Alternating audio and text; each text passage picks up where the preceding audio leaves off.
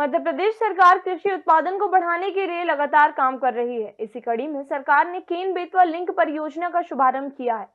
इस अभियान से विभिन्न क्षेत्रों में जल की उपलब्धता सुनिश्चित होगी और कृषि, पेयजल और औद्योगिक विकास को बढ़ावा मिलेगा।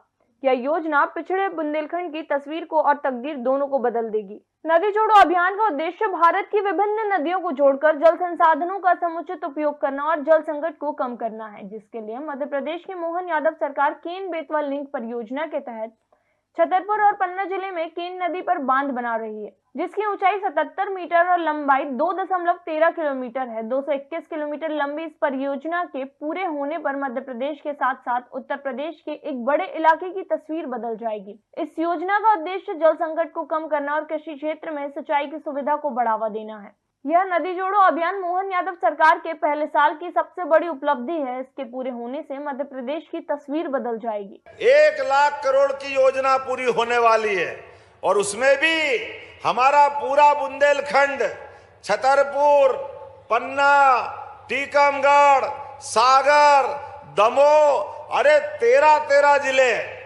और भाग्य की बात कि 13 ही जिलों के अंदर बड़े पैमाने पे खेती और कई जिलों में पीने का पानी, और जो वीडीजी कह रहे थे औद्योगिकरण के लिए भी उद्योग कहाँ आते, जहां पानी हो, जमीन हो, व्यवस्थाएं हो, हाथ काम करने वाले हजारों नौजवान हो।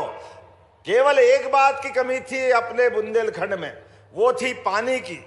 मुझे इस बात की प्रसन्नता है, इस योजना के बाद 8.5 लाख हेक्टेयर क्षेत्र में पीने के साथ सिंचाई का रकबा बढ़ेगा। नदी जोड़ो अभियान ने विभिन्न क्षेत्रों में जल की उपलब्धता सुनिश्चित की है, जिससे कृषि उत्पादन में वृद्धि होगी, साथ ही किसानों की आय में सुधार होगा। इस अभियान के तहत सूखे जल स्रोतों को वापस से भरना और संरक्षण करना है, ताकि पर्यावरण में संतुलन बना रहे। इस अभियान में स्थानीय समुदायों की भागीदारी को बढ़ावा दिया जाएगा, जिससे वे जल संसाधनों के संरक्षण और प्रबंधन में योगदान दे सकें। केन बेतवा लिंक योजना के माध्यम से विश्व का पहला नदी जोड़ो अभियान अपने इस मध्य प्रदेश और यूपी की धरती से प्रारंभ होगा और इसी में हमने 12,000 और 5,000 2 अलग अलग टेंडर इसके जारी भी कर दिए और वो स्वीकृति की स्थिति में आ गए हैं। बड़ा बीच में फॉरेस्ट के लैंड का एक इशू था, जिसके कारण से उलझा हुआ प्रकरण था, लेकिन फॉरेस्ट को दूसरी लैंड उपलब्ध करा करके हमने इसका ये जो बीच का संकट है उसको बाहर करने का प्रयास किया है।